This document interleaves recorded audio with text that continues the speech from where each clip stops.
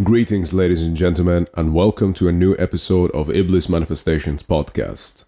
It's my absolute pleasure to welcome to this week's episode my good friend, Mr. Tarran Huntley. He is an author and blogger, and he is also a fellow podcaster for his podcast Tarran Travels Time, and he is also known for being the founder of the organization descended from Odin, which I believe some of you might be familiar with. And him and I had a very interesting conversation. We dug deep, as always, into certain aspects of just health, life in general, societal structures, illusions, and many things which I think that a lot of you guys will find quite interesting, as much as myself and Tarran did. Obviously, the cover and the name of the episode for this one, I suppose, is kind of dramatic, but this is actually a very friendly conversation between the two of us, and I think we shared a lot of great insight between the two of us, so I hope that you guys will enjoy that as much as we did. And also an additional note that I will also be appearing on his podcast, Tarran Travels Time, very soon. So keep your eyes peeled on that. I'll be sure to link his podcast as well as the blogs and the other sites on the description of the episode.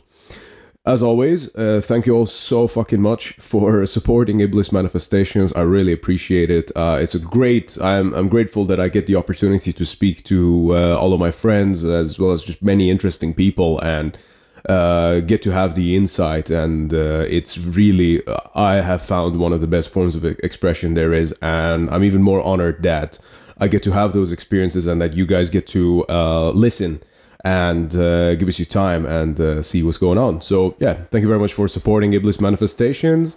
As always, feel free to share, subscribe, leave us feedback, rate the show, whatever it is you want to do with it. I appreciate it nevertheless, and all of the engagement is very much welcome. So without further ado, we're gonna cut straight to the episode, and I hope that you guys will enjoy this one. I know I did. Please welcome my good friend, Mr. Tarran Huntley, to Iblis Manifestations.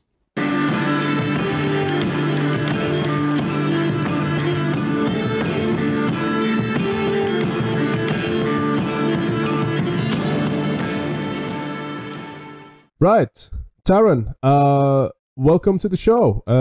It's a pleasure to have you, man. First of all, how's life in Switzerland treating you at the moment? Yeah, it's a pleasure to be here, mate. Thanks for having me. I think it's a long overdue chat, have a proper chat. And it's good in Switzerland. It's warm. Yeah, pretty warm. Yeah, nice relaxed day today. Nothing too bad. How about you? It's been good. I mean, same here, man. Today's not so bad, but holy shit, the last few days has been intense. I went down to London just on the very 2 days that it was going to be the worst, and fucking hell, it was warm. London's a nightmare at the best of times, let alone in a heat wave.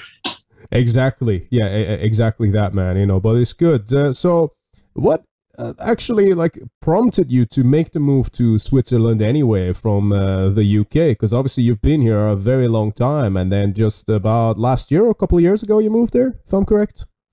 It's actually been over 2 years now. Right, okay. It's still kind of like, I always think of it as being 1 year.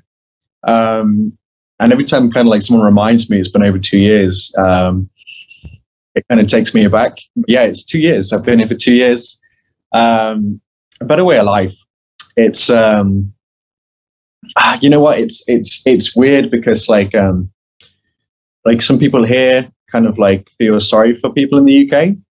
And when I first got here, I was like, what are you talking about? It's like, it's not that bad. And now I realize it kind of is. Right.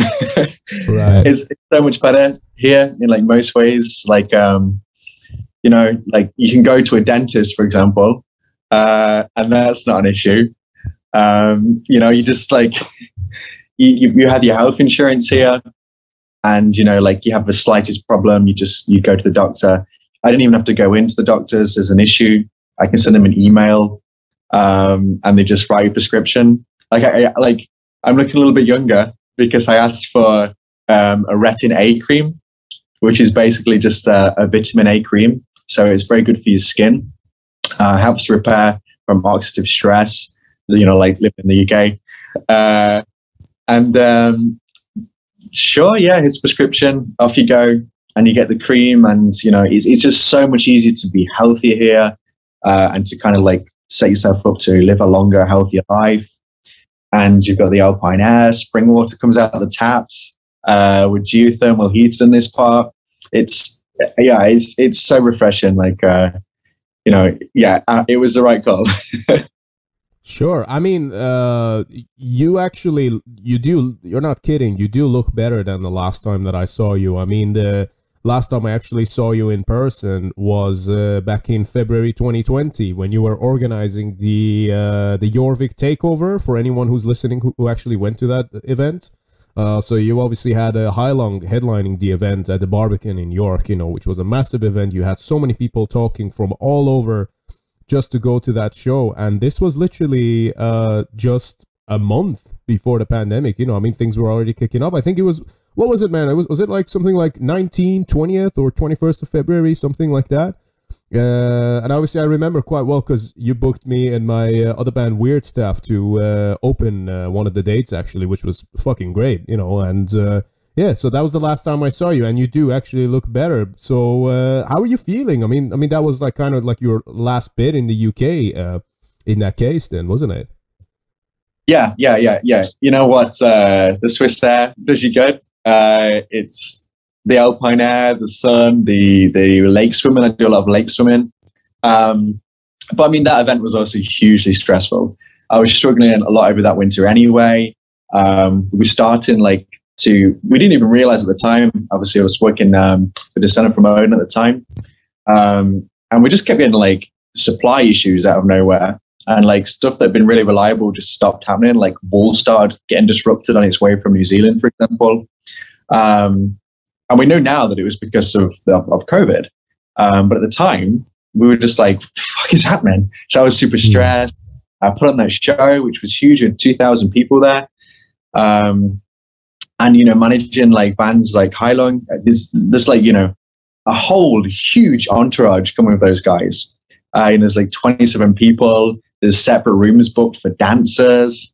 Very back audio system of you guys got to play through. So this was the good thing with that as well. Like for you guys, for the bands opening up and stuff, and for bands kind of like coming in right up through that, like we had to get this crazy like expensive rig, and then everybody got to play for that because we just had that for the whole festival, which is great.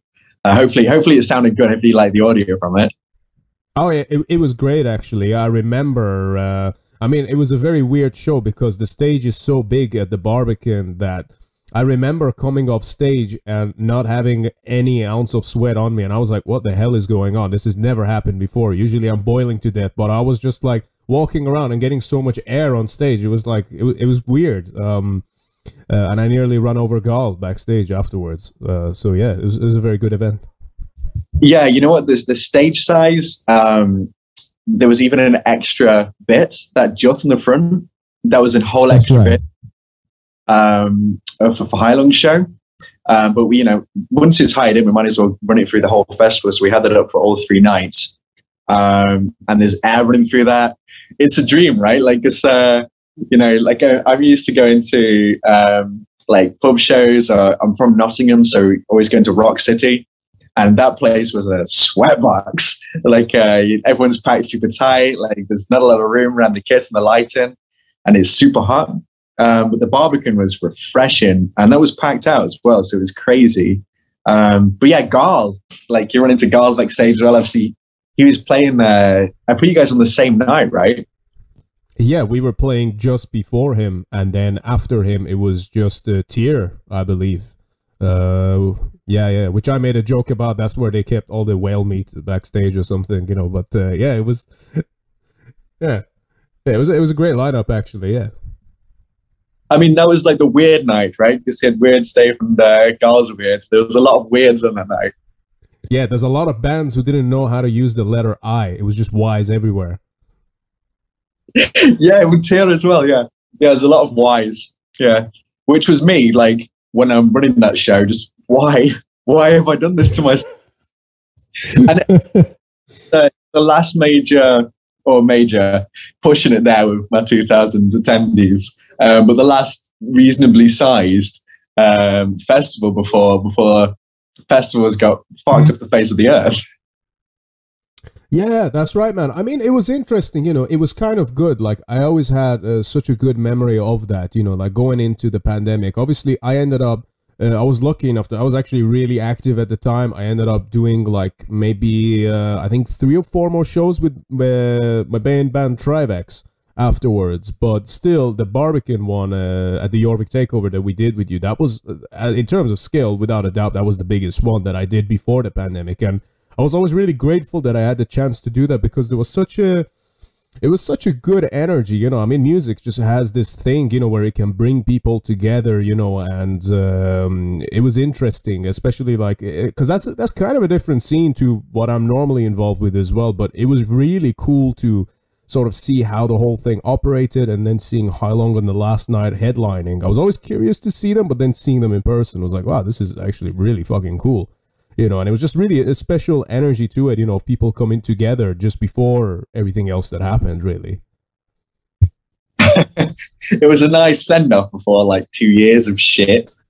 Yeah, I know. That's 2 years of shit is a nice way of putting it. With Heilung, I always think it's kind of like, I don't really listen to them apart from live, because it's such a, it's a theatrical experience for me. For me, it's kind of like, you know, like if it's like I would go to the opera, but I wouldn't listen to like an opera album.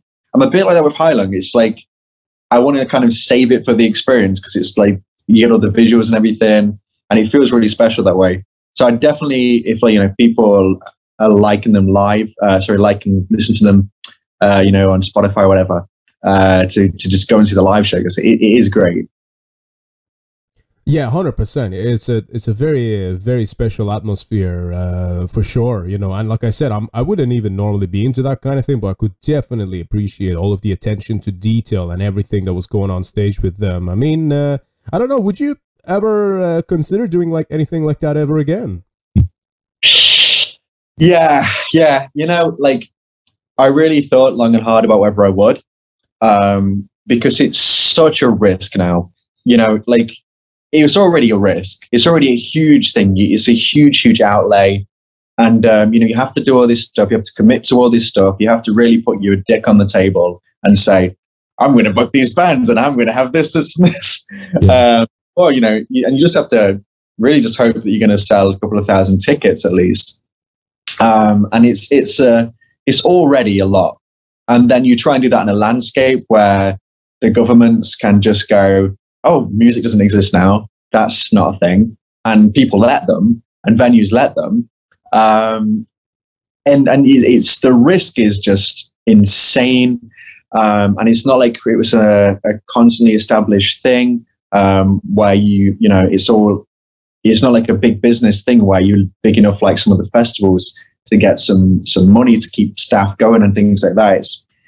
So it'd be a huge risk to kind of start again. That said, I'm strongly considering doing one next summer or the summer after. Oh, fantastic. Yeah.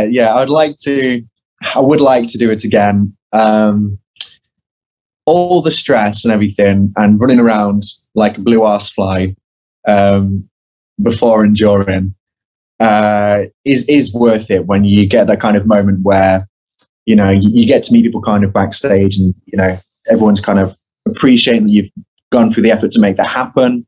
And, you know, when you just see loads of people smiling, you know, there's like 2,000 people happy, and that's, as a measure of a human life being lived well, a couple of thousand smiling faces who you don't know what they've had going on in the day before, could have had all sorts of shit going on, but they're smiling, they're happy, you know, it's a good atmosphere, it's a good energy, no one's getting hurt.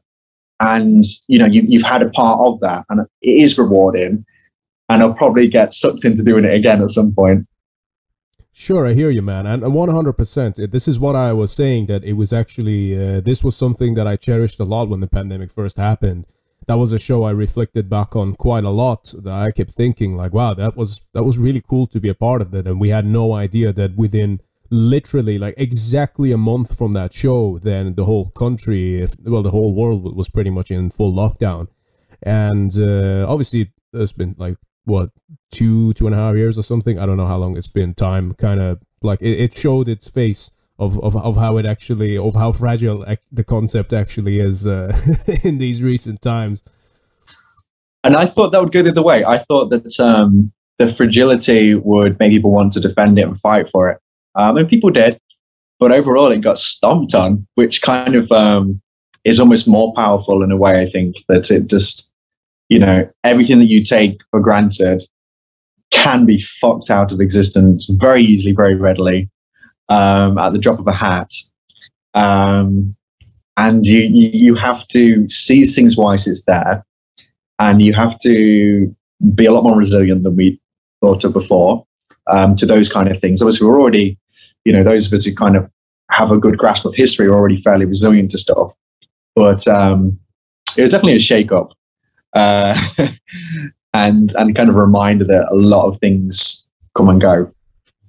Yeah, I mean, I think that you and I are actually very like-minded in this sort of mindset, and it's that, yeah, 100%. I mean, as you mentioned, like all the governments just decided that, yeah, this thing doesn't exist anymore. Obviously, it was prevalent throughout the years how little it mattered to them. I mean, I even made a video about it around October. Around, I think, January 2021, last year, around the time where we were doing this live stream that we were doing. And I said to people, I said, listen, this is, the fact that you go to a gig and enjoy the company of other people has very little benefit to governments. Like, why the fuck do they need grassroots venues around, where they could just fucking break them down and build flats? And this is something which I have continuously witnessed in the time that I've been in the UK, and coming from a country where I was not able to perform the music that I wanted to, and my life could have in fact been in danger for it. I was very worryingly starting to see some similar sort of patterns of behavior from the authorities, and it might not have been just as bad straight away, but it's like it's in the same direction. And I found this really concerning, that people weren't fighting for their freedoms. Like, it's not about safety or anything like that. Your safety is something that's used against you to try and sell you protection, if you will. Yeah, this is exactly it. I mean, look, it was very obvious that the government didn't believe any of the restrictions they were putting down.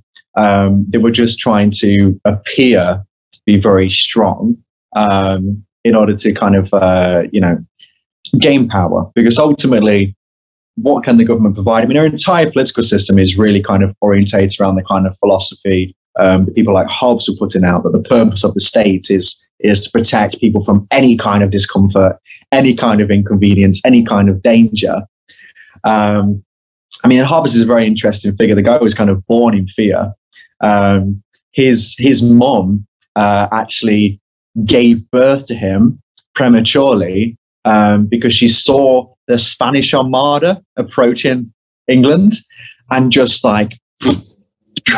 dropped little Hobbes straight out of there in fear. He was literally born in fear. He lived his whole life being defined by fear, and his political and philosophical opinion was basically the role of the government is to just protect people. That's all they should do. No kind of at any cost. There's no caveat for freedom. And really, our entire political system is built around the time, and that's what it does. And anytime there's a potential fear, potential threat to the citizenry, its response mechanism is to become stricter and eliminate any possible threat at any cost. And it was just in works. We just saw it happening in the same way that it's built to. And it was kind of rusty. It hadn't had to do it for a while. It didn't really know what to do. It went overboard in every possible way. But that's the mechanism that's in place. That's how it's been for hundreds of years. America was a surprising one that it went that way, because obviously that's founded kind of as a republic. So that was surprising. That at one point in time was arguably the freest and best political model in the world, briefly, and obviously it went down. It became so heavily polarized. But yeah, I'll waffle on for ages about history and politics if you let me.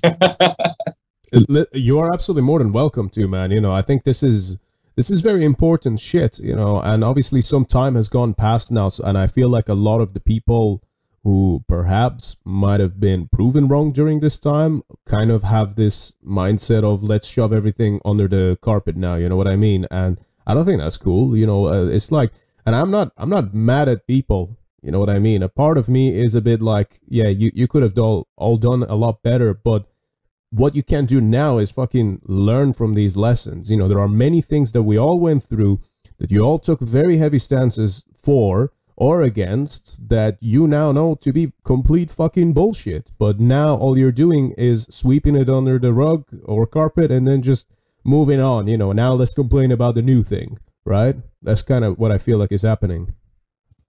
That's exactly what happens. And there has to be the presence of a new thing to allow for that exit, because otherwise you have to abandon these entrenched views. You have to do things like grow as a human being, admit where you've been wrong, observe the truth, and then change your opinion. But you don't have to do that if there's conveniently something else to jump onto. And that's exactly why governments are very keen to feed you the next thing that you can have a stance on. So you don't have to change your position. You can just move to whatever your polarized party is currently jumping on next, and that's the next thing you pay attention to. It's a classic distraction tool. It's on one hand baffling some of the people who have fallen for it, but the masses fall for it is not surprising at all. That's always kind of been the case. It's worse now. I think that the kind of US technocracy has a lot to blame for this. I mean, if you look at companies like Twitter and Facebook, they've got huge ownership by the same companies who produce a lot of the medical interventions, who produce the vaccines and things. You know, like Vanguard was the largest stakeholder in Twitter. They also are the largest stakeholder in Pfizer, and they're also the largest stakeholders in several US media outlets. And you have these obvious shared interests. If you leave that aside, if you're Facebook and the government goes, oh, we might have to try and do something to stop the spread here, what can we do? There's a lockdown option. There's a forecast here. The people who've made the forecast, Imperial College London, have been wrong about everything else they've forecasted, but we'll look at it anyway. And companies like Facebook go, hang on, people locked indoors, all the businesses closed, and the only thing they can do is look at their phone screens for information and order things online. Obviously, they're going to cash in. They jump on it. They lead public opinion, and then the politicians have to respond, and you get stuck in this awful spiral. And obviously, because there's these US companies, and the US is so incredibly polarized by design of its political structure, which, by the way, happened because the parties used to be too partisan, and no one used to know who to vote for. So they actually brought in a law, I think in the mid-19th century, that the parties had to take opposite stances. And obviously since then, they've argued further and further and further apart until you get to the ridiculous level of nonsense we have now, and their dependence on polarizing their voters in just the same way. So you have this ridiculous sphere of theatre in the US where it's completely polarized politics. And that's what's echoed online. And the algorithms for things like Facebook are trained to echo those and to each other and just worsen the whole problem. And that's kind of spreading through the world like cancer. It's awful. And that's what causes half these problems. And I'm ranting again. No, but that is such a great point, you know, and it is exactly that, you know, it's like you can't fucking think for yourself anymore, you know, there's no more gray areas, everything is black and white. You're either a libtard or whatever, or you're a flat earther, Trump supporter, whatever, you know, anti-vax. And it's like, You know, it's a very strange thing. I mean, I was watching a video on this. This is actually quite old, but this was one of the methods I think that the Russians were actually using. Was it back in '60s or something? You know, that is that if you're actually, I think you already know what the thing that I'm pointing to, but I think it's something like if you take, for example, a phrasing. You know, let's say, for example, a fascist. If you take that and call someone that, whose point you're trying to basically muffle, and you're trying to mute their voice, you call them that, and by repetition, over repetition, the thing that you're calling them somehow becomes fact.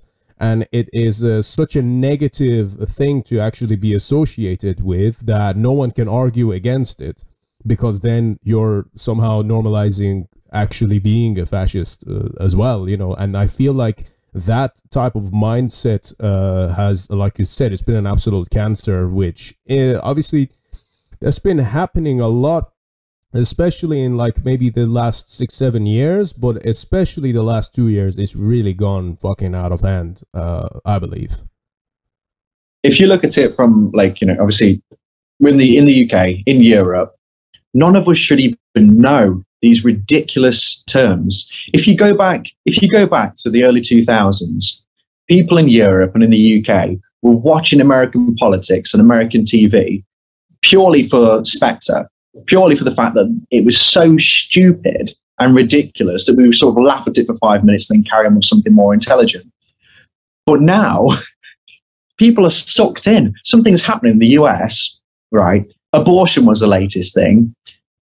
The whole of social media in Europe is full of this abortion argument by people who don't know the abortion laws of their own fucking country, but know every single detail of what's happening in America and are arguing an entrenched position about it, despite the fact that it's not something they can vote on. It affects their life in no way whatsoever. And not that we should be apathetic to others, but start at home.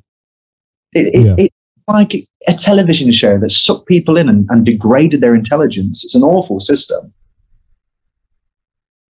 Yeah, well, this is what I mean, is that it's almost like by design they're always going to fuck up. Whether, I mean, it could be intentional, it could not be intentional, but the way that it gets media coverage makes me question really how accidental these sort of things are, you know, and the pace at which they move. I mean, we as human beings, your brain only has the capacity to receive so much per day, you know. I mean, if we want to look at our human minds as like antennas, you know, or receivers of some sorts, you can only receive so much per day. So if you go online and you're bombarded every second with an article, oh, so-and-so said this, you know, all these people who you have absolutely no fucking relations with, so-and-so thought of this, this person slams this person on whatever, you know, and that's the modern day journalism. And you're fed with so much because we as humans, I noticed this about myself too, we have a very reactionary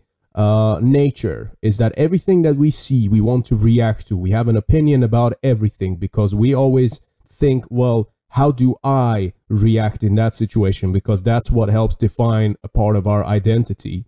Now, if you're bombarded with shit all day, every day, you're gonna forget about the real stuff that you then should be questioning and actually thinking about. And I feel like that's, again, their part by design, if not wholly.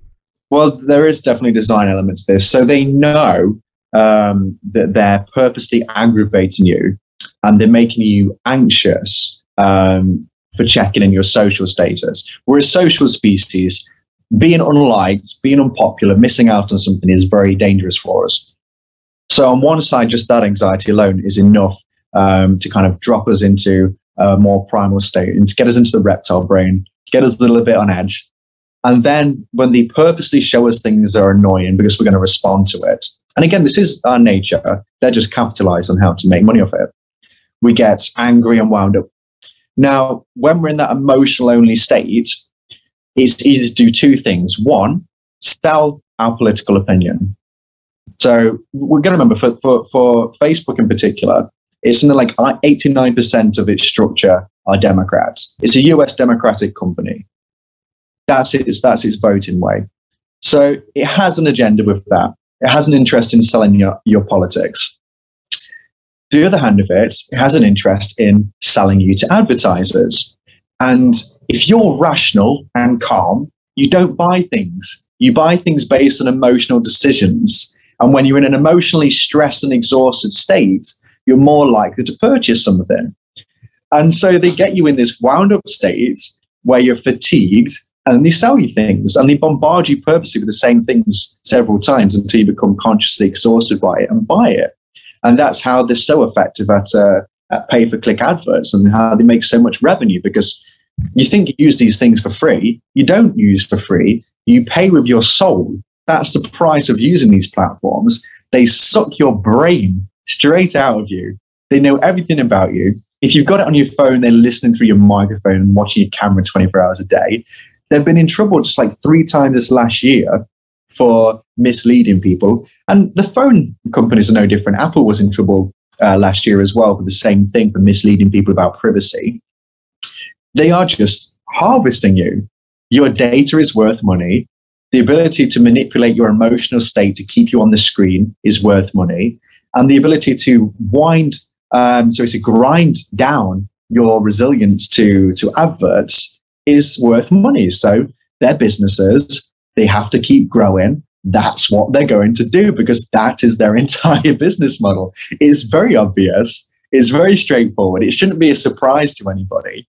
And yet when you try and have these conversations, people look at you like you're mental.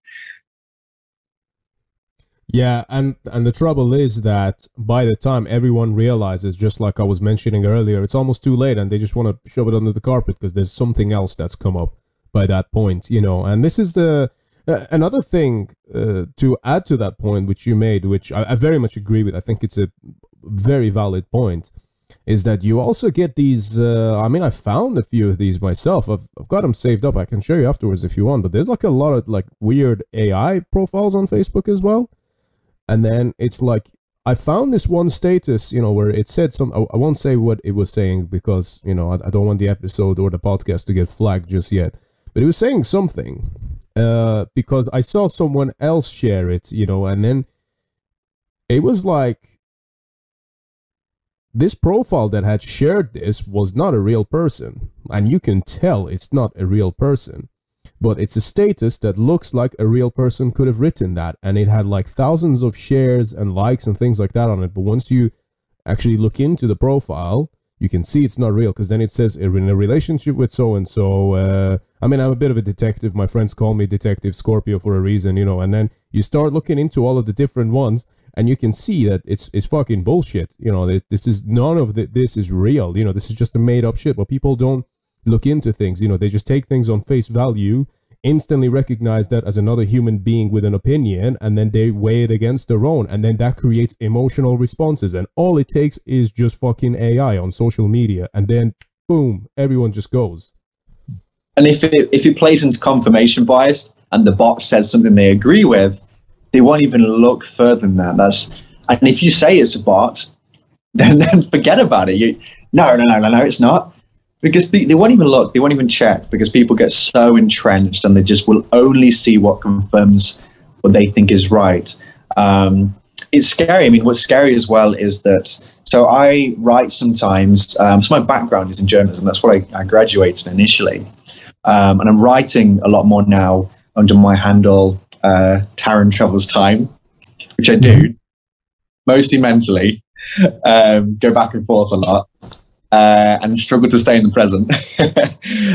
But I do use meditation for, I'll come on to that perhaps in a bit. And I've lost my thread exactly now. You were saying that you were saying about journalism, and that's what you did before. Well, what did I say before that? We were talking about AI and the bullshit posts on social media. So I'm writing often about resonance and consciousness a lot. So we know from observing the brain that consciousness seems to be a result of electromagnetic spectral waves, particularly theta, beta, and gamma waves in the brain. They come alive, they come online when we wake up. So we wake up, we have this kind of electrical storm of we kind of assemble our conscious brains, right? And we have done tests, not me, we as in humanity, which I like to use a lot, but we take a lot of credit for stuff that I don't do. But we as humanity have done tests on subjects becoming awake, becoming conscious. You could say they're universal souls coming online, because that's, if consciousness is these waves, it's universal, it's everywhere. And guess what disrupts these? The phone. It causes a massive disruption in these waves. And it seems to be specifically in the first 90 minutes. So it's a big period of the day. And if you use your screen in that time, you basically don't really become conscious for the entire day.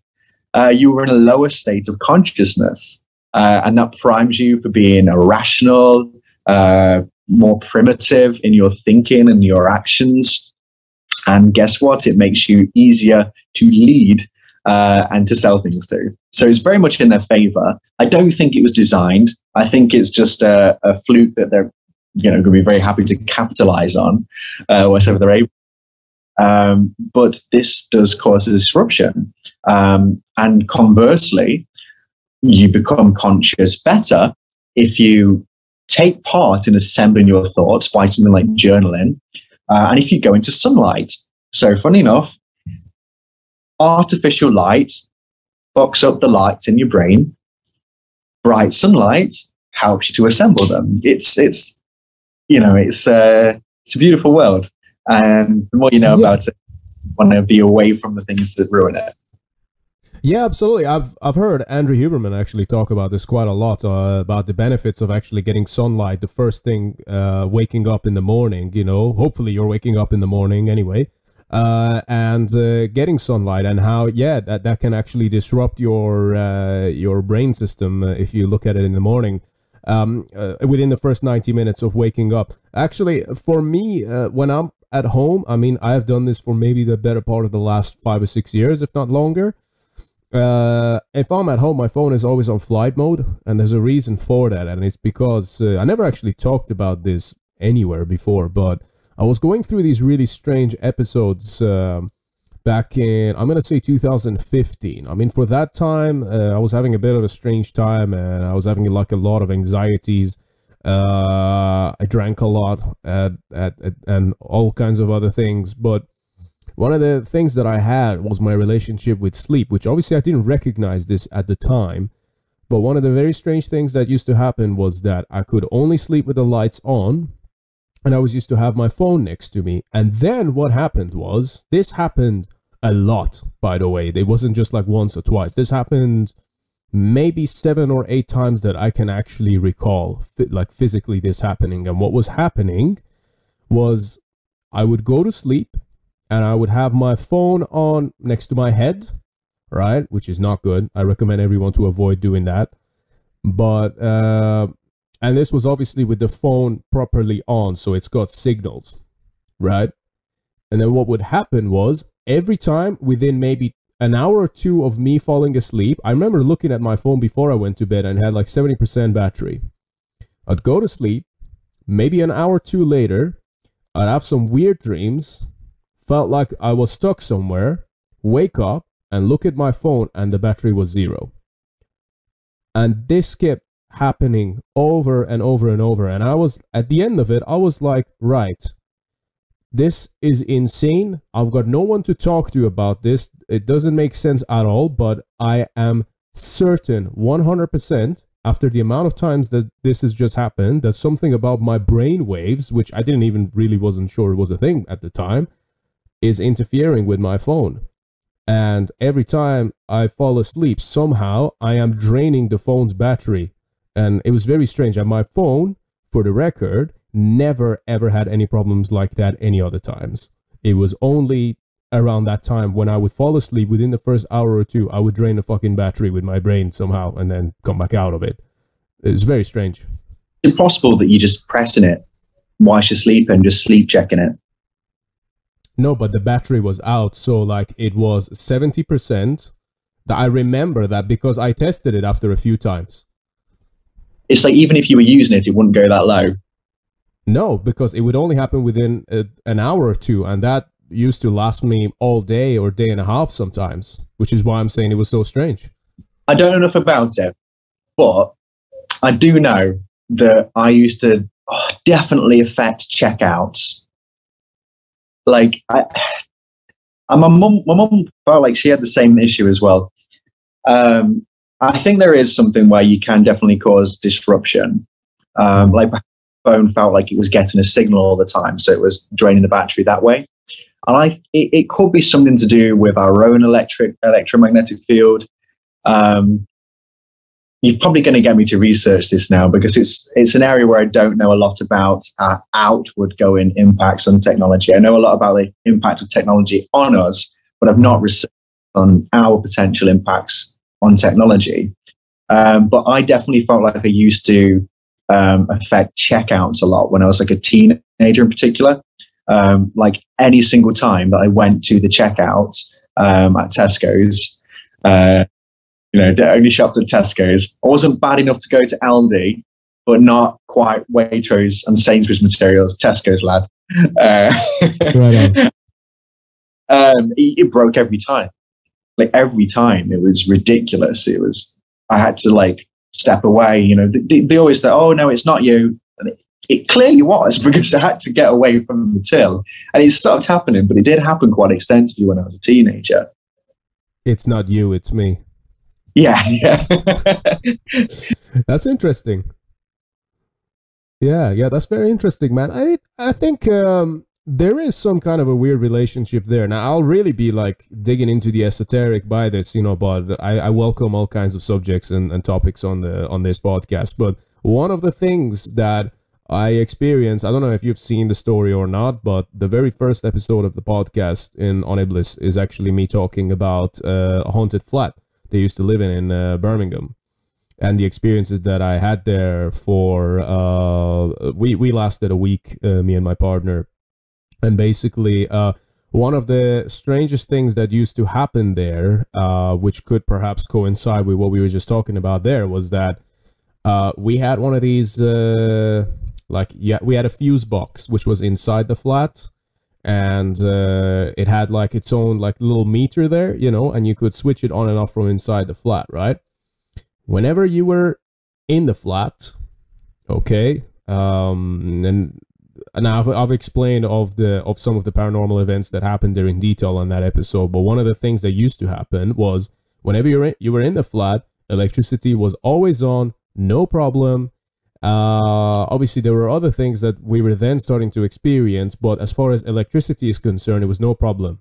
But every single time we left the flat and came back, the fuse was switched off, and there was no explanation as to why this was happening. And it's not that it happened once or twice. We would literally she used to smoke, so I would go downstairs with her, we'd have a cigarette, come back up, and then the fuse would be off.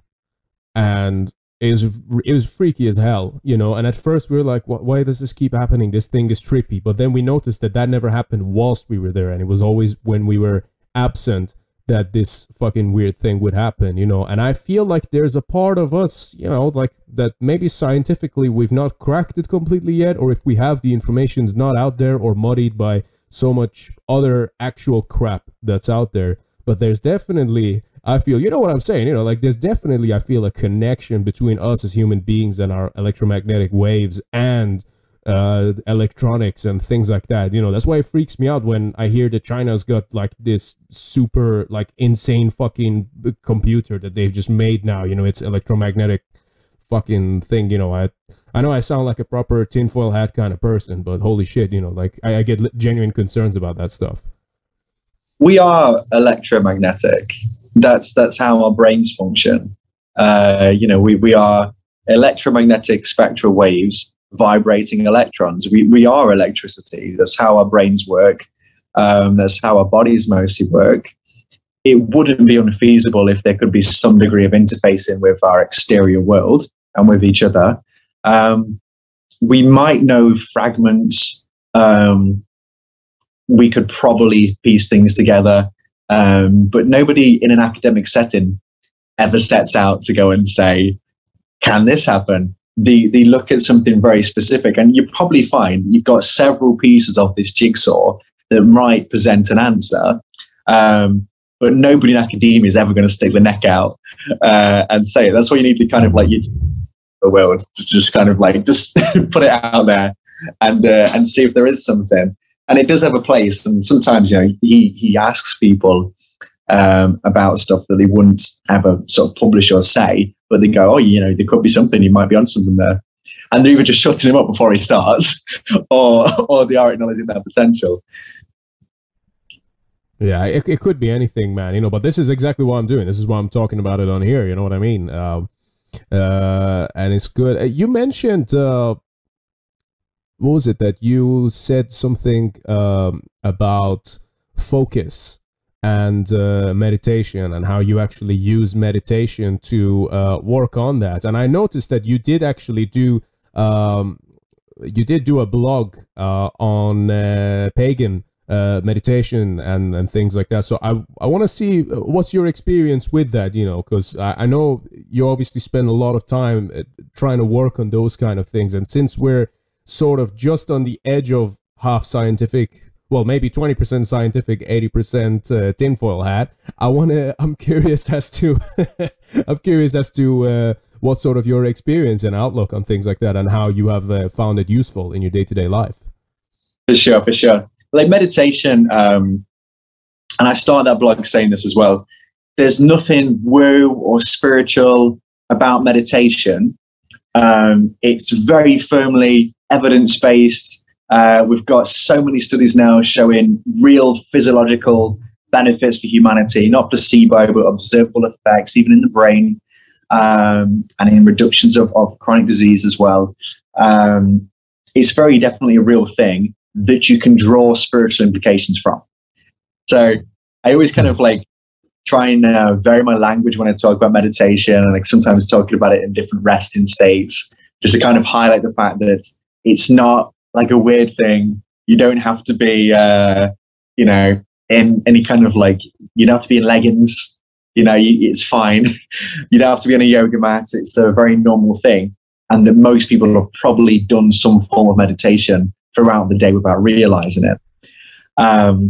You don't have to have dreads and then be doing it from your camper van in the middle of nowhere with a dog or something. Exactly. And it doesn't have to involve ayahuasca. Yeah. All of those things are great, by the way. I'm all for that. Yeah, it can, but it can also be done by business execs. It can be done by doctors. It can be done by everybody. And indeed, in some sense, it needs to be done by everybody, whether you realize you meditate or not, just to preserve life. Your brain is kind of dependent on achieving these states throughout the day to function. And I'm a prime example of this. I was doing meditation a lot. So I had a martial arts background. I was doing meditation very frequently. I had some issues in my early 20s. So I actually was in a karate session, and one of the instructors had a massive heart attack. So he was just sort of sparring away. So he was actually sparring at the time, and he just suddenly just went completely stiff, and he's like started sprinting backwards, kind of like crashed into the wall, sort of slumped down and started fitting, like super kind of like terrifying experience to watch. And I'd just done my CPR and first aid course, like literally about 5 days before. So I was like, all right, that's on me, isn't it? And I was only like 21. So I got stuck in, did CPR that I'd just learned, fortunately. Brought him back. The ambulance got there. I guess he was going again. He'd got a huge blockage. Like basically nothing was going to keep him alive until he got on a machine and in surgery. So kind of did my best to keep him going. And he survived everything. He was fine. But I got horrific, what you'd call PTSD from that. So I kind of really had to up the ante with meditation. And it's also when I got the dog as well. She really helped me to kind of stay anchored and present. So I was very heavily meditating through that, very heavily kind of meditating for a few years. I had a breakup like from a long-term partner and meditated a lot. kind of stay present through that. And it's kind of been a constant sort of thing where it's like, okay, I can deal with things that happen because I can retreat inwards and I can just observe it passing. There's a lot of mindfulness meditation for that. So just the breath work, observing my kind of feelings is my own feelings, not something that defines me, but certainly not something that's exterior. Because when you kind of identify anxiety is coming towards you, that's a panic attack. And for it to attack you, it has to be outside of you. Okay, you have a panic attack because it's coming at you, and you go and it gets you, right. It's attacking you. It's panic attacking you. But if you go, panic, I've seen you before, and you allow it to come, you observe those feelings, and you breathe them in, you breathe them out, and you know that it's going to pass, and suddenly you can deal with things. So meditation was a real staple for me. And what happened for me was I used this to kind of get in a very good frame of mind. I got very resilient as a person. I was getting very successful in my personal training studio, which is the kind of, I did journalism first off. I hated sitting on my ass too much. Went into personal training because of my karate background. And I did very well with that, very well setting up from Odin as a result of that as well. And then what happened was too much time on social media. I was a victim of this brainwave disruption, and all of my good habits kind of started to fall by the wayside. I got sucked into being more reactive and bad-tempered, and missing out on the good things in life, really, very stressed. And then kind of like, in a way, as much as they screwed me over big time with COVID, because of that being forced to kind of not being able to do anything. I mean, my whole kind of like finances were ruined with that thing. I couldn't do anything. So I was kind of forced to, again, kind of return to meditation and kind of coming out to Switzerland and getting back to nature, kind of freeing myself again. And has given me this real kind of value of meditation, because you value it when you first do it, because you know it's good, you know it works. But having lost something and returned to it gives you this whole new appreciation, this whole new kind of respect for it, because you've had it and lost it and then got it back. And I don't think anything gives you a kind of grasp of the importance like that. And also again with COVID, I hope that's what people do with having freedom back, is hang on to it harder this time. So meditation's been very important for me again lately. And I'm guessing you do it yourself, right? Yeah, I do. Maybe not as much as I should, but it's definitely something that I mean, it's a weird thing for me, like it's one of them things, how throughout life where you almost think about information, but then information almost makes you feel in your stomach, right? And it's like, that's my guidance in life. I try and do everything that I can to be as tuned in as I can be with that thing that I feel in my stomach, because it's always right. It never goes wrong. That internal voice that you've got, it predicts every single thing, and sometimes if you think about it too much, you get conflicting answers, which is very fucking confusing. But if you just let it be, it just guides you in the right direction. And it's hard. I'm not saying it's easy, but I'm trying my best to follow that. It's almost like you're speaking to someone and then you say something and they could react good or bad, doesn't matter. They react some way, but then in your stomach, you feel good because a part of you knows that you just spoke the truth. And the opposite can happen as well. That you're talking and then you say something, but then on the inside, it's like you almost feel like a blockage of something. It's like, hey, you're kind of bullshitting there. That's not entirely true. You know what I mean? I mean, this is something that's been identified for a long time in Hinduism, when they talk about chakras. Like if you're not speaking truth, like your throat chakra is blocked, and you feel that, right? Like you feel like you're not getting something out. If it's a real thing, it's a human thing you feel. And I think it is important to speak truth, but I also equally think that it's important that you evaluate what truth is. And as long as you don't entrench yourself in truth and accept the transience of your truth, I don't think you can ever go wrong in speaking. You know, if you say, this is the truth, and you draw a line under it, you kind of set yourself up to fail in the future, and you'll never kind of grow. And then if you find out that's wrong, you won't speak and accept it. You become, again, one of these people who only confirm the bias. And I think that nuance is important, because a lot of people are so determined. I mean, look at this thing with America we were talking about earlier. Both of those entrenched people will tell you that their truth is the absolute truth. But is it both the truth? And for me, truth is like a lot like this thing, right? Where, you know, I forget what it's called, but there's this animation tool where you have a light in the middle, and you have little cutout shapes on a wheel that spins around the light, right? Mm-hmm. Now, the thing is of the truth, right? These cutout shapes are different. Like one's a cow. We'll use nutrition. One's a cow. One's a kale leaf. And if you're looking at this thing and it's not spinning, okay, if that wheel is still, one person's looking through a cow and he sees the truth, which is the flame in the middle, right? The other person's looking through the kale and they see the truth, which is the flame in the middle, okay? And they're not spinning it around to see everybody's perspective and to see that the truth is the thing in the middle, not the shape, the lens through which you see it. And that inability for society to recognize that is what is hindering humanity's progress into more conscious beings. So I think it's always important to speak the truth, but you have to listen and assess to other people's truth. And you have to be always willing for truth to be transient. Because if you try and define truth as something that you own, it becomes this very heavy burden, right? Because like universal truth, come on, it's huge. And it's a very bold claim to everything you know. I mean, even like the most assertive philosophers have seeds of doubt.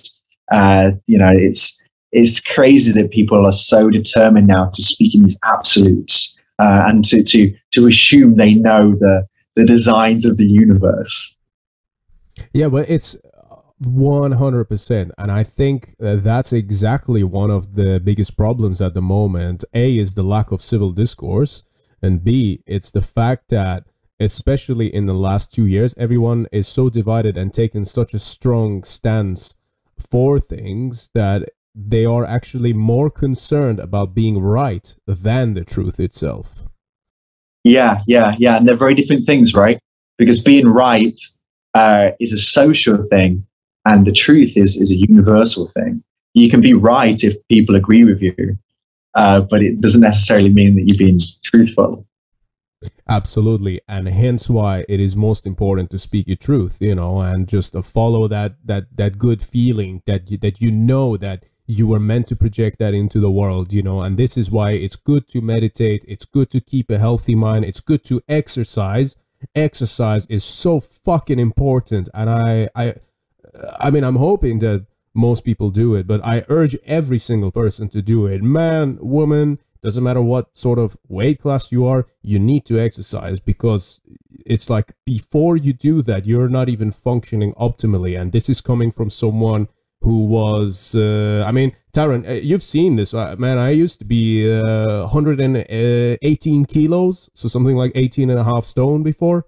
And now obviously I'm the latest I weighed myself, I was 79 kilos, you know, that's, I think, around 12 stone, something like that, you know. And honestly, it's, you know, everyone sees the physical side of it, but what it's done to me up here is life-changing. I'm a different human being because of it. It's a way, right? Your mind can be more free, be lighter. Yeah, exactly. First of all, like with this, the thing that people need to understand with exercise is, and I think the word exercise is a problem with it, right? I like to look at things as play, movement, meditation, because when we say exercise, it's this military basis, right? It's like exercise, and it's like, okay, exercise puts us in mind of doing things we don't want to do straight away. Okay, it doesn't think like sports and play and movement. And the thing with movement is, it's a condition of life. It's how we define living things. If you stop moving, you aren't alive, and you won't be alive in a very real sense. If you don't move, we need to move to be alive, and it is a defining thing about life. And if people have this crazy amount of a sedentary lifestyle where they will lie down in bed for 10 hours, they'll get up, they'll check the phone in bed for an hour and ruin their consciousness. They'll look themselves up and they'll eat food straight away. They'll sit in the car, they'll drive to work, they'll get in the office, they'll sit in the office, they'll get in the car, they'll drive back home, they'll get out of the car, they'll sit down and they'll put the TV on, or they'll put some shit and look at the phone, and they will sit on their ass because they're tired until they go to bed. And it's crazy. That isn't, you're barely being alive. Those brief windows of movement, even for things like venous return, which is, or your entire function of your lymphatic system, which is movement dependent, they are jeopardizing their health. And it's unsurprising that these people get very, very sick because they're not meeting the criteria for life. That's all we need to do to stay healthy, by the way. We just need to do the things that define life well. You know, we need to be respiring very well. And then you stay alive and vibrant because you're doing the things that define life. You need to reproduce very well. And this reproduction, you got to think this isn't just, you know, the physical act of love, but for enabling your cells to reproduce, enabling everything inside you to reproduce, because you isn't a thing. You're not a thing. There isn't a you. You're a vessel for trillions of organisms that are being assembled to move around through space and time by this electromagnetic spectrum, and by the movement of electrons. You are harnessing this billions of years old system within you. Even the cells are constructed from other little bits. Like some of the organelles of the cell are just where cells have eaten other bits, other organisms, other single-celled organisms, and then incorporated them into their existence. And that's what we are. We're just this incorporation of more and more things, this increasing scale of complexity to create these beings. And maybe one day we'll become so complex that we incorporate more of the universe into us, or we are incorporated into something else that will then comprehend all of existence, because it'll be so all-encompassing. And perhaps that's what we live in now. Perhaps that is the universe. This is so very true, man. Made such a great point there. And, you know, I mean, I think that's actually, you mentioned the universe speaking through us. I think that is the good feeling that I say you get in your stomach when you're speaking the truth, and that what you're doing is the right thing. It's that gut feeling. Everyone always says gut feeling. There's more to that than just a metaphorical phrasing, if you ask me. And you mentioned about life and... Sorry, you're going to make a point there. Just that beauty is innate. Beauty is innate. Beauty is universal. They talk about... sociologists are very keen to say that it's a social issue. It's not. It's not. There are fundamental, universal basics that move throughout all cultures. It's cross-cultural, and people know this from existence. Like even with music. So if you play a wolf note, that horrible note that you can make in the keyboard due to the note spacing, because how Pythagoras arranged the notes, right? If you play that to somebody who's completely untrained, they can always tell you that it's an ugly sound. But if you play something that's a nice note, even completely untrained people can recognize something that's balanced and beautiful and natural. And that feeling to recognize beauty is natural. It's innate. So when we have those feelings of happiness, it's because we're doing something that is natural. You know, unless you're very, very sick, it's because you're doing something that's natural. Maybe all of us in black metal bands are completely sick by playing the ugly notes. Right? Maybe. I think a good portion, but yeah, but that applies to everyone else too, right? Yeah. There is a correlation in increased intelligence, right, between people who listen to metal compared to pop. So it's the burden of increased intellect expressing itself at the, you know, at the frustrating state of the world. It's like it has to get channeled into the metal. I think that's actually the beauty of it, that is that it's very reflective, you know, and I think that's exactly what we do, you know, and what we say, because I've met a lot of people who, you know, the music that we create might be absolutely horrid and horrific, you know, but that doesn't mean that the person isn't capable of love or nurture and or being a parent. You know, I've had a few people on the show now who have actually been parents, and that's really cool to me, you know, to actually see that, you know, but then see that how these people approach that and all the other things. And obviously, I think it's more complicated than just a black and white definition of that anyway. But back to the point that you were making, you mentioned about life and movement. In that time period that I, as I said, was obese, I used to suffer from a lot of anxiety, and I then, throughout a little bit of time, once I started making changes, I actually recognized that this anxiety was a fault of the lack of movement that I was having. No, not just that, right? Okay, you got to think we're an old species, and being obese is new. Okay, here's why you feel anxious: because if there's a lion, you're fucked. This is very true. Yeah, sure. It's a built-in thing, and your brain's going like, just to let you know, mate, if something comes at us, you're not getting away, sunshine. You're going to get hurt. So you probably should worry to do something about that. The problem isn't anxiety. Anxiety is brilliant. The problem is that we're conscious of why we are anxious. Anxiety is your best mate. But if you don't become consciously aware of why you're anxious and you suppress it, all these anxieties build up to the point where you have a crisis. And then when you're constantly getting up and, you know, you add into that all the time. So if drinking, for example, or just simply the fact that once you get obese, your body's great at making you obese. It's like, okay, this is what I want to do. Fat cells, got it. And it keeps replicating, it keeps growing. And those cells, by the way, stay active for 9 years. So if you decide now, like, I can't be arsed with this anymore, being healthy and stuff, you could really easily get fat again. Like, it's super easy. The cells are just sitting there.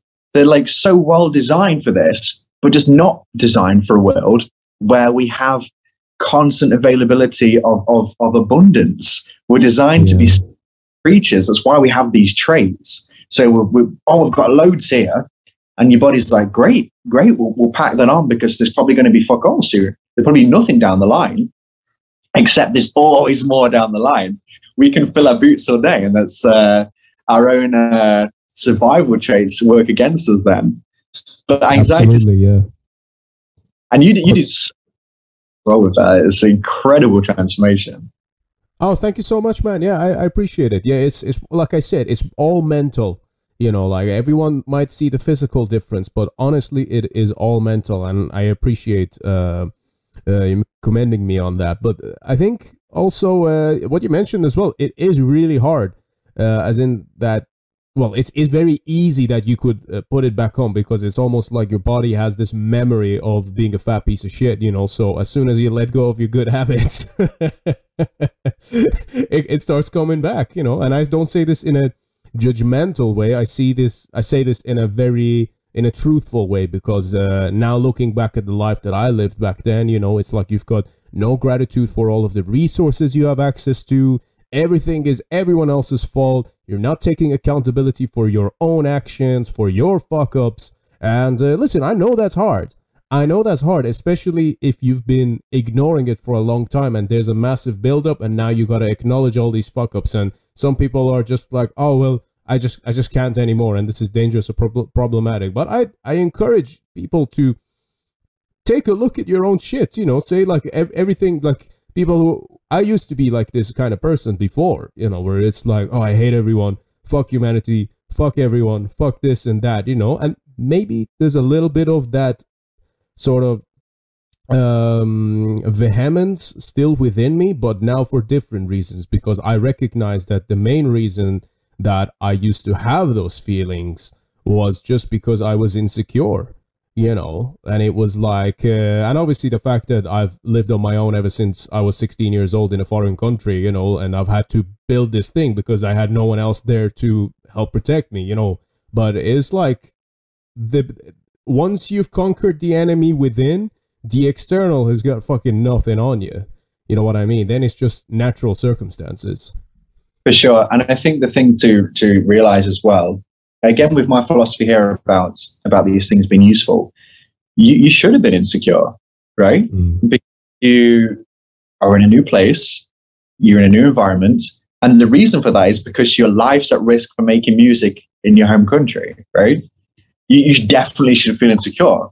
And then what happens is you get the aggression, because you might need aggression to survive your situation. You're exactly right. That's a lot of aggression born from insecurity. It's a natural thing. And all of that process is been natural, right? And you get to a position where, you know, what do? You're like, okay, we're in a state where I'm feeling insecure, I feel aggressive. That's very exhausting. It's very demanding. And you try and satisfy that with increased calories or with alcohol to suppress those feelings. And none of this is necessarily conscious. And then what's probably happened with you is you've become self-aware. You become far more sentient, and you're able to kind of recognize this whole journey that you've been on. And once you can see the path and see why, and just thread everything together, that mindset is the biggest change, because it enables you then to move forwards, and all of the issues are resolved. All of those things start to fall by the wayside because you start to comprehend your own existence on a greater level, and start to understand what you can do with that, and accept certain realities that you're in, and go, you know, like with you, you know, got a very, very strong mindset towards strength and health and fitness, because you've recognized that that's essential in life a lot of the time, and you've gravitated towards that rather than, you know, externalizing that into aggression or internalizing insecurities. You now have recognized that reality and orientated your existence around reality, around what you feel in your guts, around truth, certainly an aspect of it. And that's now reflected in your body. And we're looking at that, and people are going to be saying to you, well done, this is great, this is much better, because of that innate ability to recognize beauty. Because you're now becoming beautiful, you're transformative, you're blossoming. You know, not to set you off too much, mate, but it's a beautiful thing. Becoming healthy and inspirational for other people, and that's beauty. Yeah, no, I feel like it too. But what's the saying? Game knows game or something. But that's it. No, but actually, thank you, man, first of all. And to that point of actually taking control of things and doing things for yourself and actually taking ownership of your life, you've obviously, you've had Descended from Odin since 2017 now. You've been working on that for 5 years. Is that correct? Yeah, so my kind of like involvement, so Descended from Odin, there's kind of two things. There's the business Descended from Odin, and there's the creative project. So I started the project, the business thing came out of that, and I don't have anything to do with business thing anymore. That's like, business is stressful. And if you look at this from like, people have understood this for a while, kind of like, if you look at Chinese society, at Indian society, and actually if you look at some of the Germanic societies, merchants are not enlightened high-up thinkers. You know, like you're kind of like your leaders and your thinkers and your priests, they are not involved in trading. And it's because this focus on having to be involved in this process of manufacturing something and controlling variables so it's affordable, and then marketing this thing to sell it to people. It's impossible to kind of really grow consciously as a human being in that environment, especially today where, like I was saying earlier, the social media's got so much control over it. If you want to sell something, you have to engage with these awful spying algorithms that are ruining people's consciousness. And And that process is just so unpleasant that I don't have anything to do with business anymore. And, you know, on the creative side, I'm still kind of like trying to write because it got a great following from doing that project. So I kind of contribute writings and talk, because now my kind of focus is about trying to elevate the consciousness of that audience. So I talk about things like, because people are very, very interested in Norse paganism, for example, which isn't a thing. I always say it's not a thing. Like, this Norse paganism is a modern reconstruction based around 13th century texts in Iceland for the most part. In reality, there's lots of different cults and cultures throughout a huge period of time. And in my opinion, people shouldn't be restricting their spiritual bandwidth to that period of history. So what I'm kind of trying to do is introduce more kind of pan-polytheistic ideas and look at where we've come now. Okay, so I like to look at a broad period of history, going really, really back to prehistory, right up through till, I mean, and the other thing as well, like this conception of kind of like the Viking period, it's kind of like the terminal death of intellectual spirituality. Okay, it's isolated, fragmented like a tumor in one part of the world, whilst Abrahamic religions are spreading around it. It's cut off. It's not getting good cultural and intellectual exchange. It's not a period to be inspired by. And the whole reason for me doing that project was actually the fact that that period of invasions and warfare in the British Isles galvanized the country, created greater complexity, and allowed humanity to move on from that period. So what I'm very interested in is taking these overarching themes that people discovered from observing nature, you know, and a lot of this is happening, yes, in Germanic societies, more broadly in Indo-European societies, but in cultures around the world. And what I want to look at is where this ties into modern scientific understanding, because we're not in those centuries anymore. We're in today. But if we go, you know, further back to a time where humanity is very, very much in tune and connected with nature for its survival, there's not a lot of the distractions and complexities in society. So they're very much in trust with that intrinsic gut feeling. So these people are trusting their guts, they're living by their guts, and they're thinking and reflecting on it. So the philosophy is great. The observational science is born in these periods by people going, simple things like fertility, okay? What do the male fertility gods do? Okay, well, they reign, they have control of the sun, they're observing what makes things grow. And also, for most of them, lightning, which puts nitrates into the soil and makes things grow. This is observational science. It's not religion, it's science. It's observation of natural phenomenon and encoding those into stories so the population can understand what's going on. It's like a bedtime story for children is what a lot of pagan religion is. And I want to look at these observations, use our modern understanding, and elevate people's consciousness to project forwards what our potential is. So for me, that's what it's become about now.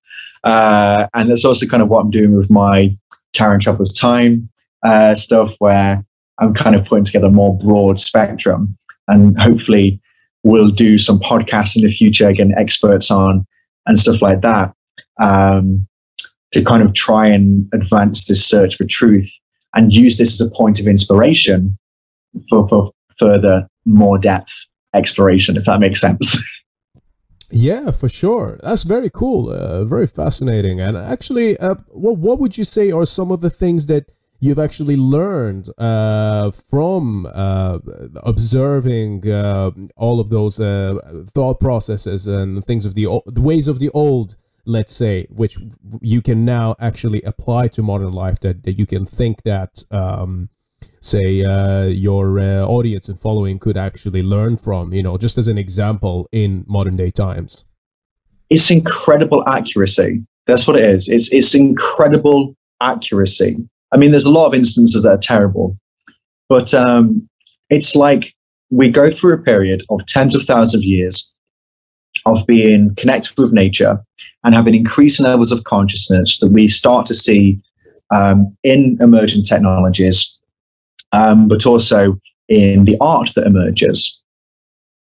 And then what kind of starts to happen is our societies become more complex, and we kind of start to lose a little bit of touch with that intuition.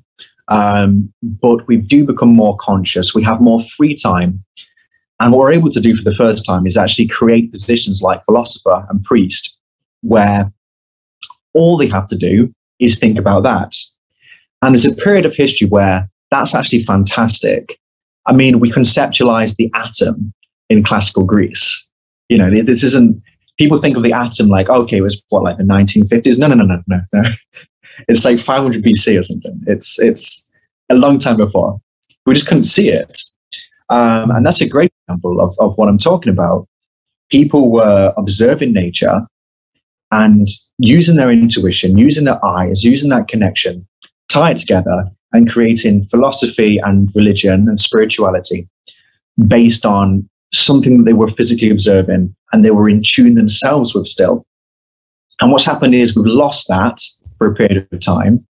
Then really from the Renaissance started to get back in touch with that and with science. It's no coincidence that our emergence of interest in classics and in, in things like Norse history or Germanic history, those two things do go hand in hand for a long period of time. You have a golden age of intellectualism at the same time as Wagner's creating operas around the Germanic mythology.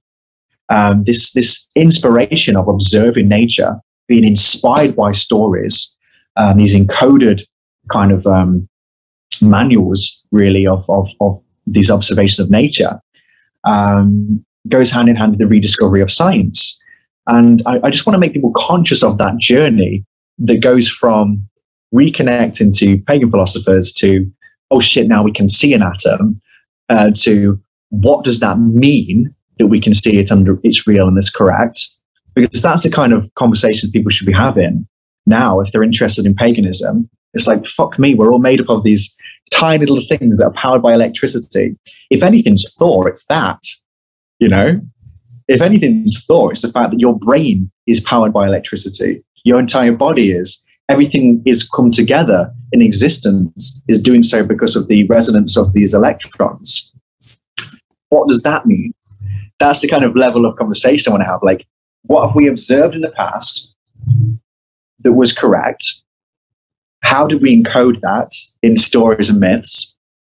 What have we learned today from science? And what are the philosophical implications? Because that's the hard question of most sciences. The easy question is what you can observe, what causes it, what, how is easy. Why? Why is the hard question of science? And we are failing to ask that at the minute. We have some kind of vague spirituality grasping towards it. But for me, I really want to encourage people to ask those bigger questions, ask the harder questions, and to reflect on what that means for them. So that's kind of what it's about for me. Yeah, and I think that there seems to be a thing happening at the moment which is very important. First of all, I would even say, to the point that you made of the similarities, and how Thor is here, that actually very much brings me to the saying, a man is made in the image of God. And that is something that I think about that a lot, because whether you want to look at it in a religious context or not, or however way you want to look at this, I find it tremendously curious, but also powerful, that you see all of these patterns within nature and existence, of things mirroring one another in a sense, which you can definitely. And that phrase is exactly correct. Sorry, I just have to shut the door because I'm getting eaten by mosquitoes. All right, yeah, no problem. Yeah. I think the dog is as well. Yeah, that phrase is correct. But the image of man, isn't this flat, superficial image. If you look at us under a microscope, if you take us apart, it's the structure of the universe. It's the structure of galaxies. It's planets and galaxies. It's this whole. It's incredible. We are literally tiny models of the cosmos.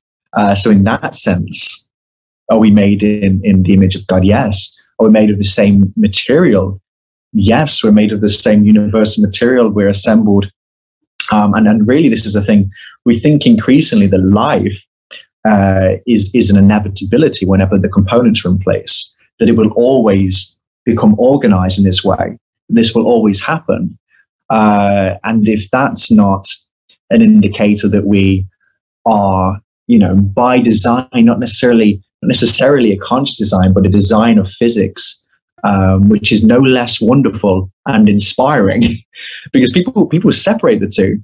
It's like, it's physics or it's God. No. Physics is just as a tool set. That can be what you want. That can be the toolbox of God or the gods or this, universal entity, or it can just be chaos. It can be absurdity. It can be whatever you want it to be. And that's the hard question, is why is it like this? But that's the toolbox. Physics is the toolbox. The two aren't, they're inalienable. And I think it's all of the similarities which you find within us and the world around us as well, and this is where it gets interesting, whether you want to look at the structure of, for example, your lungs to the branch of trees. I know there's like them comparison pictures, or the structure of an atom and a solar system, or for example, just the structure of a nervous system compared to just the chains and chains of galaxies, now that we've been able to map it out, from what it looks like, or at least my understanding, that also looks like a nervous system, and that's exactly the point that I'm trying to get into, and I didn't mean like God in the sense of a guy with a beard in the sky, no, but rather, but rather the tiny, the minuscule, the very basic coding of the matrix in which we exist in. And I think, to the point of what you were saying about what you're trying to achieve with your audience with Descended from Odin, and obviously now that you have that platform and that you're trying to elevate the consciousness of those who are following your work through that, I feel that there seems to be a real breakthrough of the best of humanity, which has occurred in the last year or two, like the whole... I call us the Red Pill Gang.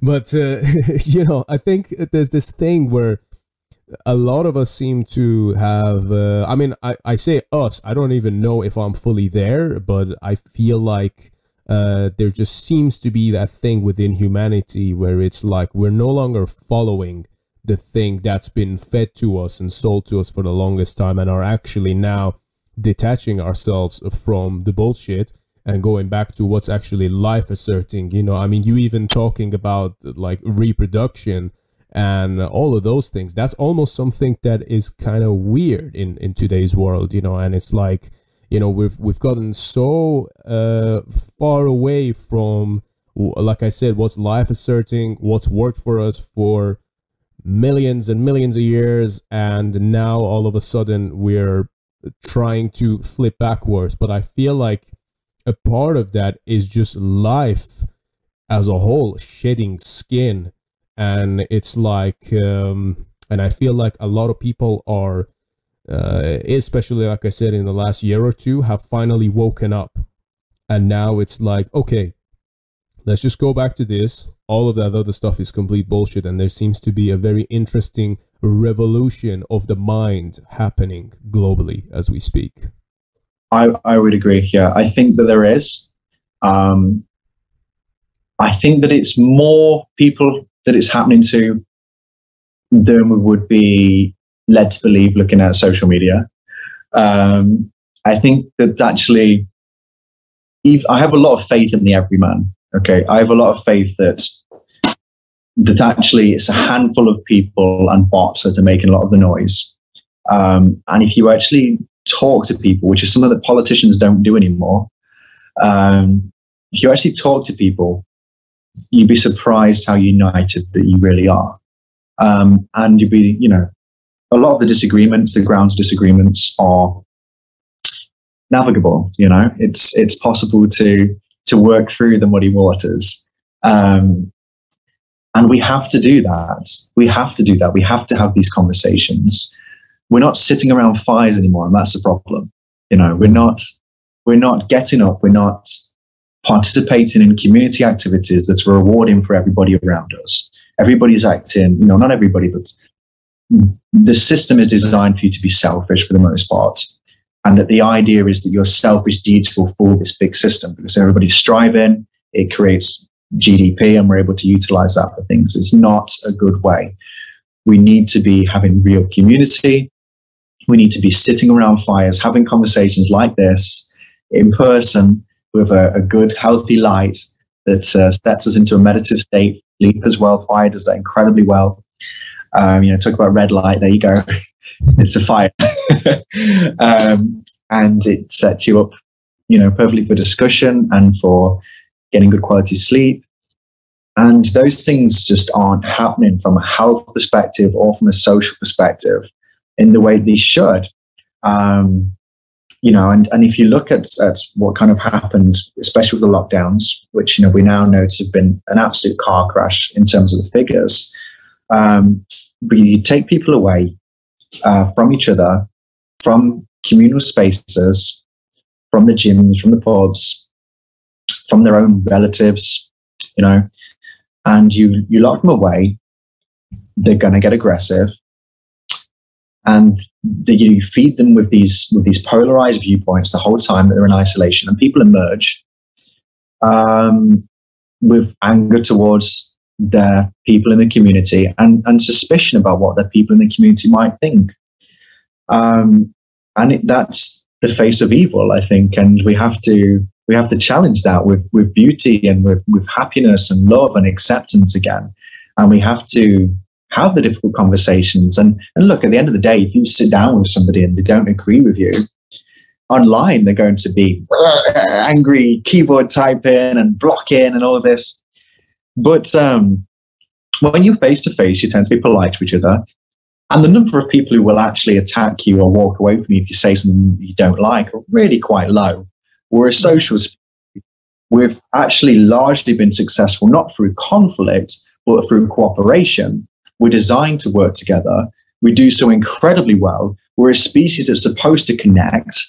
When we fight each other and have conflict, it's usually because something's gone terribly wrong in communications, or we've misunderstood something, or we've been kept apart and brought to rage. I mean, look what's happening now. There's all this fighting starting to happen between nations. Well, yes, they've been isolated from each other for 2 years, and suspicions have developed. And then this is how wars happen. But when we're connected to each other, when we're communicating in person, they don't. We have to connect with each other and not be allowed to fall into these ape-like troops that want to sharpen the sticks and go at each other. And I think really that's what we have to kind of move towards, and have these high-level discussions and the ability to be uncomfortable, which is, you know, something that you're working with a lot with your kind of outlook towards exercise and things as well, right? Yeah, sure. I mean, you know, this is very important, actually, what you said there, because I mean, I feel like a lot of that, what you mentioned about the effects of isolation on the human psyche, the worst thing for us is fear. Because if you're afraid, you know, like we do the worst things because of a fear, you know, like people do shitty things to their partners because they're afraid, oh, what if the other person does this and that, which again is a lack of communication. Nations do the same thing. You always do things because you're afraid that something bad is going to happen. And a lot of times, as a result of it, you end up committing self-sabotage, actually, you know, and then you sour things not just for yourself, but for other people as well, which, again, I can't claim to be perfect at this at the moment, but I'm at a point where I can recognize this, you know what I mean? And I think that this is why communication is important. I mean, for example, like to your point, you get this, that online, you might have like an argument with someone in a band, and then, you know, like maybe like a few months down the line, you end up getting booked at the same show as them, and then you show up at the gig and you're all tensed up, and it's like, oh, fuck these guys, and then you're kind of, yeah, and then you talk to them. That's it, yeah. I've been in situations like that a long time ago, but I have, and then it's like, at the end of the day, you just, like nowadays, it's like, I just go up to someone, it's like, hey man, we cool, and then it's always like, oh, yeah, we're fine. And then it's like, it's all squashed afterwards, it's like, that's all it takes for most things to get resolved. You know what I mean? Now, obviously, sometimes some people are just going to be fucking assholes as well. I've had that too. But generally speaking, it's like, it's okay. Like you say, we're supposed to work together, and a lot of times it's like, if something positive about someone else makes you feel uncomfortable about yourself, then it's yourself you should be working on, not the other person. You know what I'm saying? Absolutely. And I think, we talked earlier about insecurity breeds aggression, right? That's what's happening on the world stage right now. Because, at the end of the day, you look at the UK, for example, okay, and we have a fantastic military, but we also have a population that's scared and weak. What are they going to do if there's actually conflict? So, if you're in that position where you can't fight, you have to be aggressive.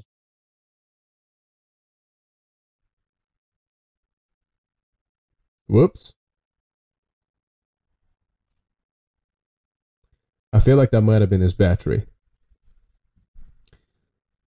Bear with us, ladies and gents.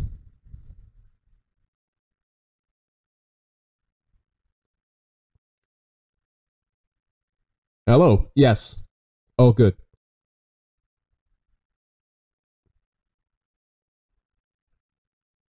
Right. Gotcha. You were saying.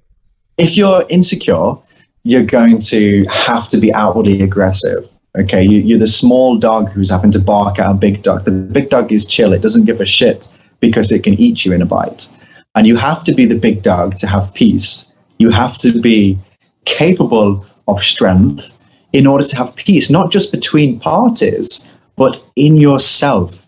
You have to be strong to own that peace. Because if you are weak, you will be insecure or aggressive. And neither of those are pleasant places to live. You don't live in fear or aggression. They're literally poisonous for your body and your mind. So you don't want to be like that.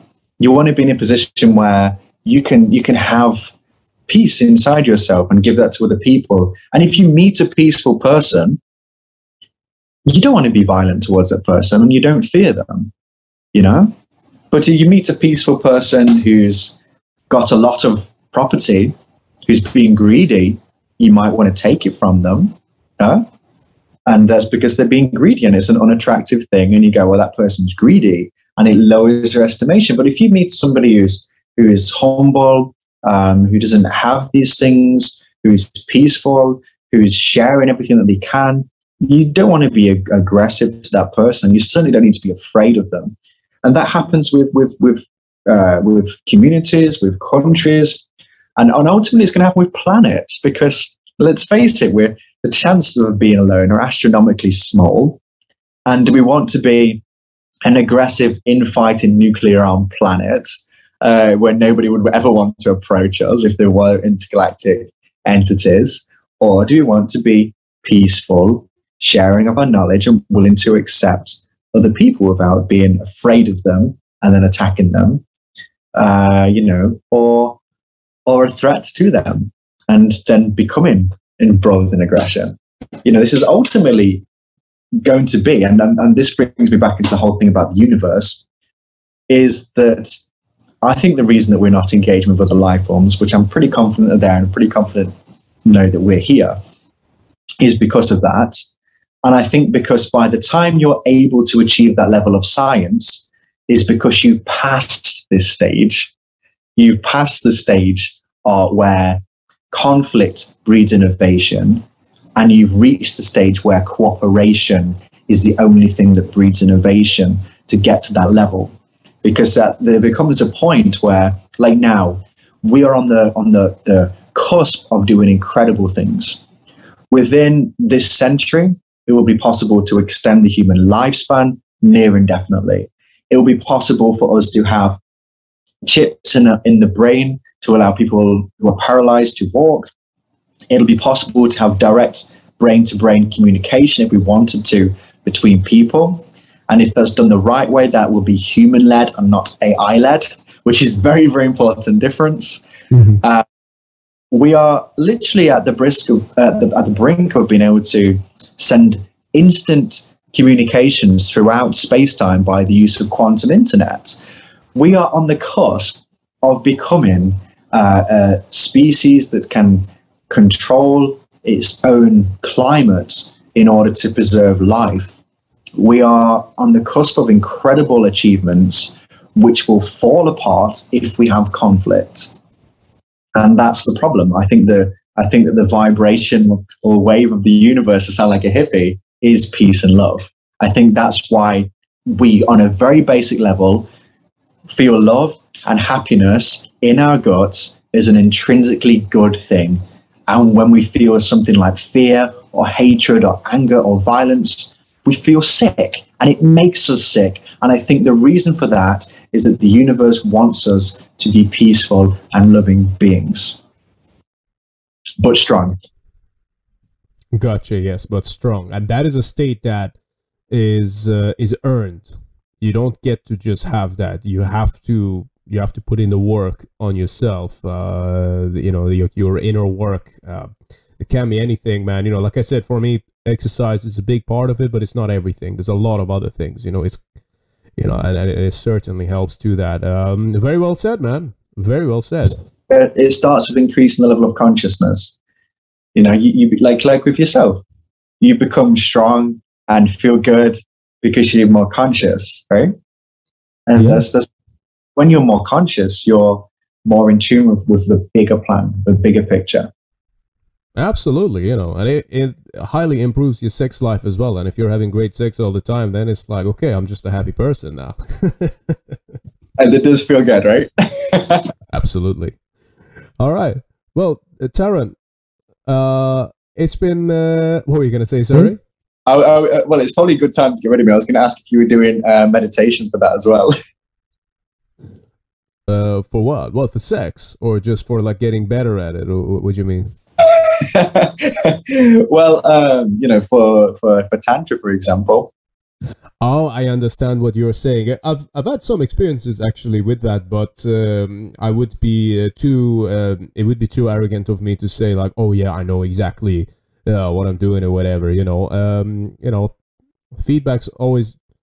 Because for me, I think that enables you to both have a really good time.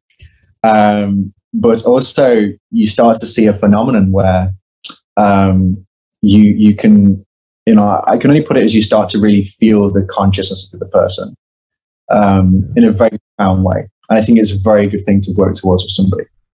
Oh, absolutely. It's like your brains are holding hands. It's quite, it's... We could talk about that one all night, but I'm going to have to save some material for episode number 2, because I think this has been a fucking fantastic one, having you on the show, man. I really enjoyed it.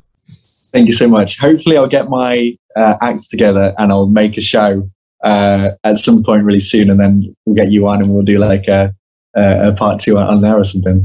100%, man. Absolutely. It'd be my pleasure. But yeah, Tarran, real pleasure having you on the show today. I actually really enjoyed the discussion. You're a fantastic speaker, actually, and I really enjoy how you communicate things, and you clearly have spent time thinking about these things. So is there anything you'd like to share with the audience before we go off at all? I just want to say thank you so much for doing this, and give me the confidence to chat to somebody. It's my first time I've been on a somebody's show before. Right. So really, I think the difficulty is getting me to stop talking more than to start.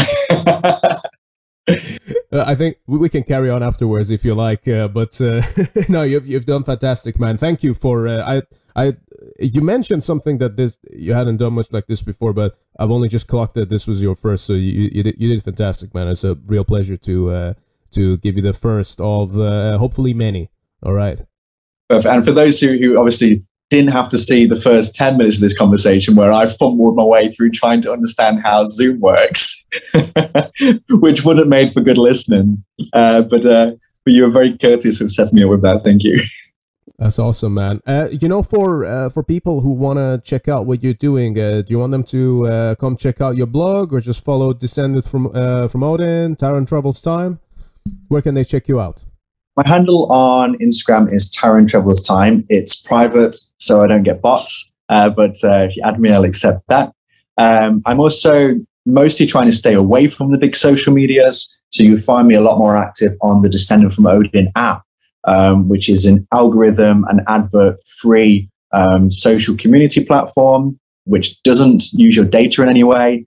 And I'm using that and sharing things on that, as well as writing blogs on the website. I will soon have my own Tarran Travels Time website up. So if you listen to this in like a few weeks' time, you can just go to tarrantravelstime.com when I finally get that up and running and sort it out. I think this should be, if I'm correct, this will be out on the first week of August, if I'm correct. Okay, then I will endeavor to have it actually online now. So hopefully, yes.